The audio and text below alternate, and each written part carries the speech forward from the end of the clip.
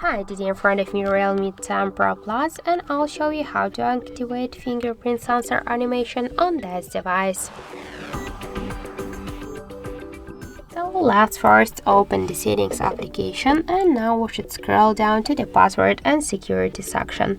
Here click to the fingerprint section, enter your password, pin code or drop the pattern, and after that click here to fingerprint animation. Now we can see here that we have selected the none and we have not selected any animation, so just to turn it on we should select one from these available animations. For example, I'll use this bubble. Just to save the changes, go back.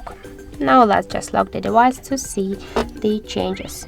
So as we can see, we just successfully activate the fingerprint sensor animation on our Realme 10 Pro Plus.